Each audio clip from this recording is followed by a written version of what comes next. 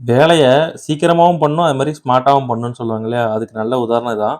இது ஒரு இன்குபேட்டர் வச்சிருக்கிற ஒரு ஃபார்ம். அங்க முட்டைகள வந்து இன்குபேட்டர் அடுக்குறாங்கன்றத பாருங்க.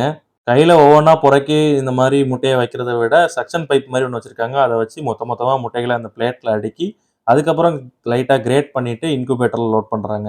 இன்குபேட்டர்ன்னு பார்த்தாலும் நம்மளா மேனுவல் இன்குபேட்டர் பார்த்திருப்போம். ஆட்டோமேட்டிக் ஒரு சில 100 இல்ல 1000 முட்டைகள் வைக்கிற மாரி பார்த்திருப்போம்.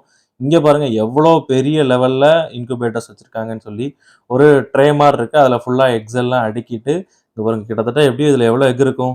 ஒரு 1000 முட்டை நெருக்கி இருக்கும்னு நெனைக்கிறேன். நம்ம மேனுவலா இருக்கிற இன்குபேட்டர்ஸ்ல கையால வந்து முட்டைய திருப்போம். இந்த ஆட்டோமேட்டிக் இன்குபேட்டர்ஸ் ஃபுல்லாவே டில்டிங் சொல்லுவாங்க. அதாவது மோட்டார்ஸ் வச்சு இந்த இன்குபேட்டர்ஸ ரொட்டேட் பண்ணுவாங்க. அதுக்கப்புறம் இது என்னன்னு பார்த்தீங்கன்னா, டிஸ்இன்ஃபெக்டன்ட். இந்த இதுல நீங்க ஊதுபத்தி மாரி கொளுத்தி வச்சீங்கன்னா, இதுலருந்து ஒரு ஃபோம் வரும். இத நீங்க இன்குபேட்டருக்குள்ள வைக்கச்சுல, உள்ள இருக்கிற கிருமிகள் எல்லாமே இறந்துரும். அப்ப முட்டையோட பொறுப்புத்திறன் ரொம்ப அதிகமா இருக்கும்.